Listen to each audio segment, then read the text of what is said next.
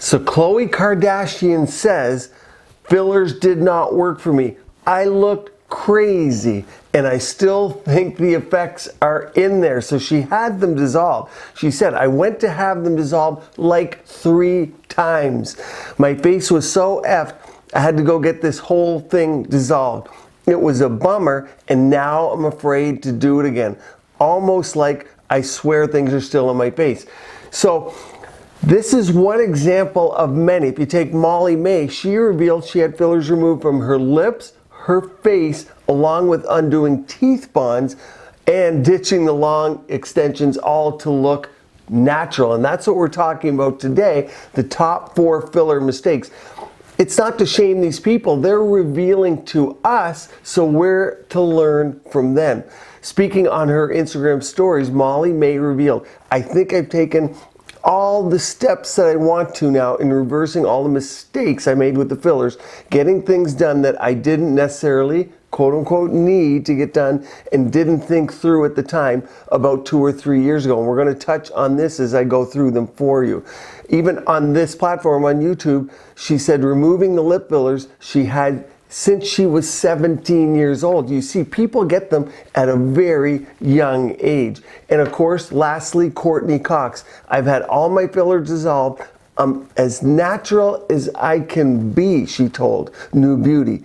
I feel better because I look like myself. I think that now I look more like the person I was. Now, interesting because people are doing these typically looked like something a little different with contouring, but also for her age, for Courtney Cox, probably to look a little rejuvenated. So do you want to go back, and why would someone have to reverse things when you're doing something to look younger? Doesn't make sense. We're going to talk about it today.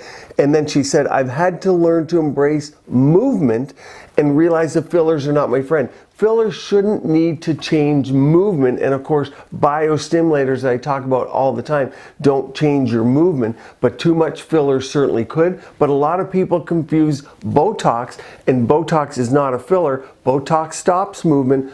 Fillers fill and contour. So while they can change movement, a lot of people, as in here, will confuse movement with fillers.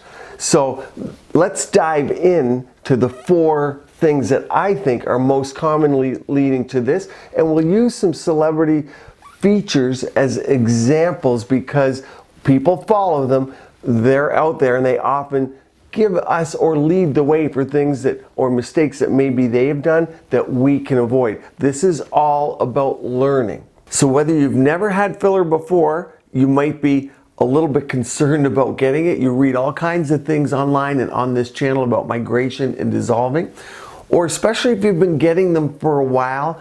A lot of people don't know what direction I should go with my fillers to look natural. What are the 4 most common things I see injectors make mistakes, or people who are going to get fillers, and why I say that?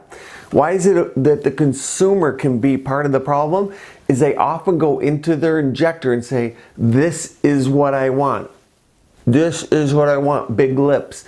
Okay, so one of the most important things you can do if you're a consumer watching this is listen to your injector. And I know I'm going to get a lot of kickback on that, but let me qualify.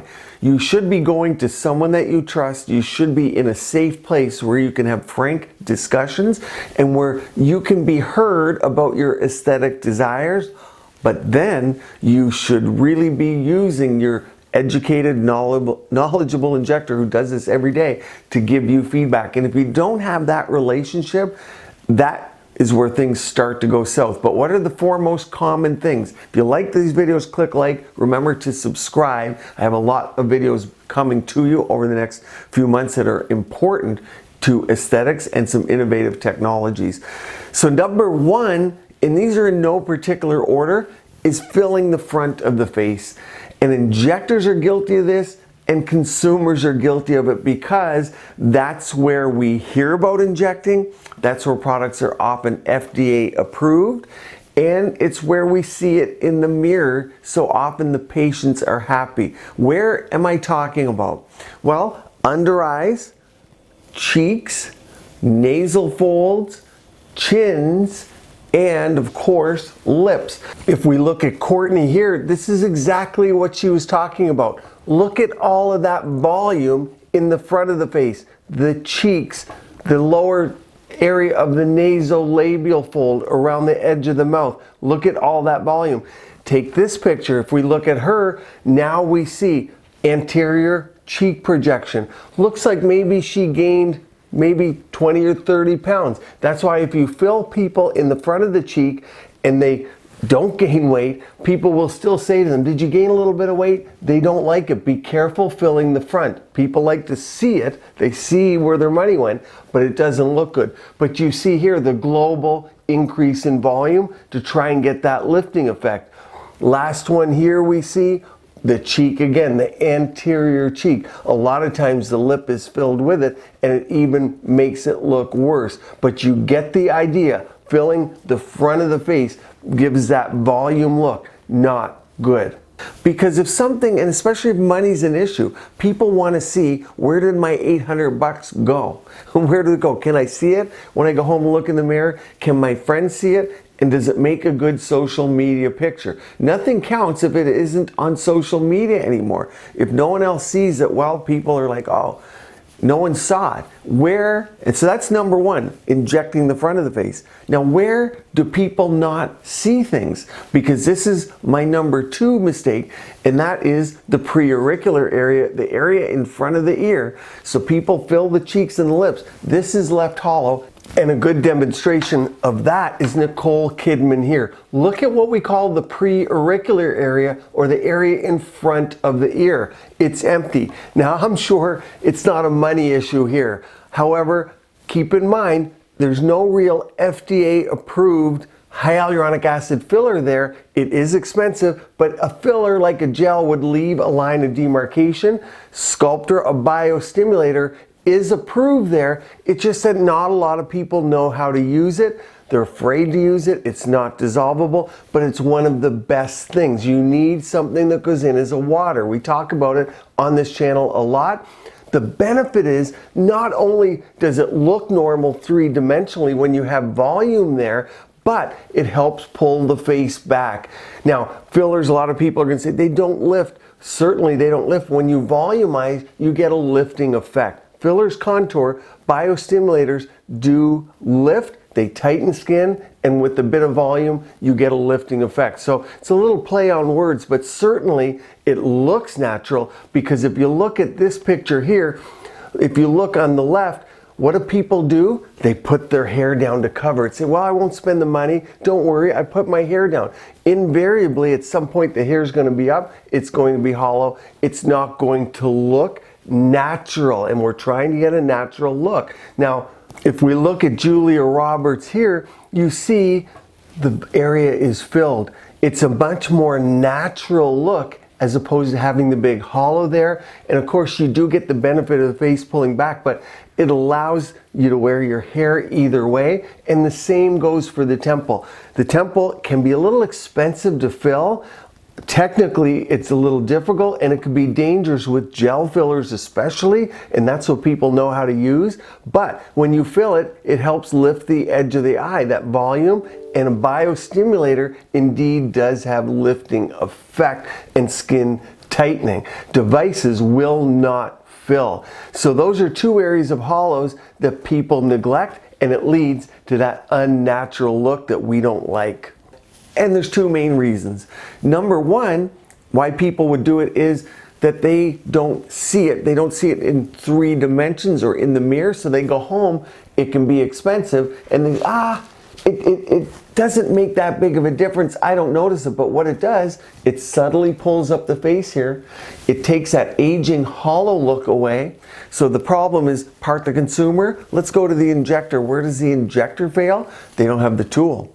So if you come into a clinic and they don't have something exactly for what you need, you then might be sold something else that they do have. Oh, we won't worry about this area, but let's do your lips. Oh yeah, let's do it. No, this is being left out. And the tool that we don't have is often something in a water carrier, and often that's a biostimulator. For many people in many countries, that's called Sculptra. There is PDO, PCL, hyperdilute radius as other options, but it blankets the area. If you try and go in there with a gel filler or a hyaluronic acid filler, which are the most popular in most countries, Juvederm, Restylane, Belotero, RHA fillers, in this area, you better get your Bitcoin and your bank account opened up, because it can take multiples of vials. It will leave a line of demarcation. Something that goes in as a water, like Sculptra, blankets the area, and it's much more cost effective. It won't near break the bank. You get results over time, and you get skin tightening for it. So these are all proven and studied things. So that's the preauricular area. My third area is the jawline. Doing too much at the jawline, not paying attention to the bizygomatic width and the bigonial width. And I don't know what mine are. I'm going to say they're about equal. I'd have to look, but maybe I can see in the window of this camera. But in a male, I want this width to be about this width. Imagine if this was wider. Now I'm like this. When would that happen? Certainly biting down, your masseters are too thick. But if you fill it, now why would I want more and more here? Pulls my face back, gives me a stronger jawline. So some people go overboard and they fill it, and then the jawline becomes wider. Now if you take a female, it could be upright, straight parallel like this, but it might be better like this, in this angle, like an inverted triangle. And the reason is the heart-shaped face and, of course, the oval face are your number 1 and 2, your top desired facial shapes. And by putting too much in the jawline, then it can get wide. Now, the patient can falter because they had a little bit and they loved it, they want more. And the injector can falter because it's relatively easy to do, and it's multiple vials, so it's good revenue income. So oh yeah, I'll put more in there if you want it. Let's just put more and more. But the facial shape, as you know from watching this channel, if you're a subscriber, is also important. Number 4 is only using filler.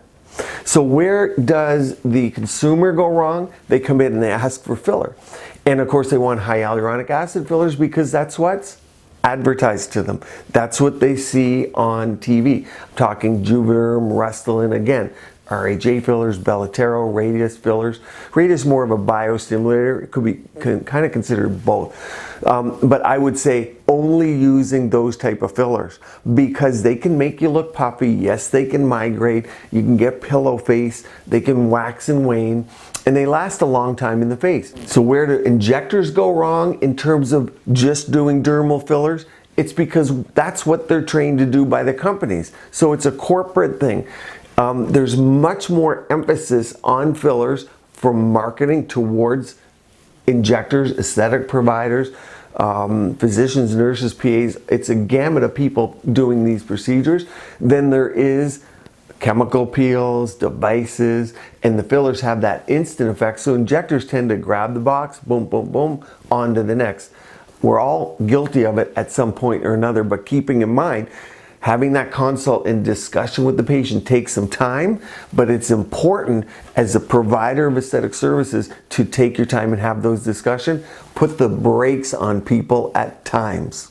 What else should you do? What am I talking about? What's the answer here? The answer is doing biostimulators, things like Sculptra, hyperdilute radius, other biostimulators in different countries, and devices, RF microneedling, fractionated RF, CO2 lasers, IPLs, microneedling, okay? All of those treatments that I talk about, chemical peels, and they're on this channel. So you can watch videos on them all, but you have got to combine all those things with a healthy diet, exercise, eating well, not smoking, and skincare routines. The more skincare routine you do, including sunscreen, the less you ever need to go to a clinic to get anything. Of course, genetics play a role in different reasons, but those will be top 4 reasons why fillers may be going wrong for people and top 4 mistakes people can make. I want to know, what do you think are some of the top mistakes? I put a complete playlist up here on hyaluronic acid fillers and down here on things you can do at home in your skincare routine. Stay tuned here. Keep your skin and body beautiful, healthy, and vibrant.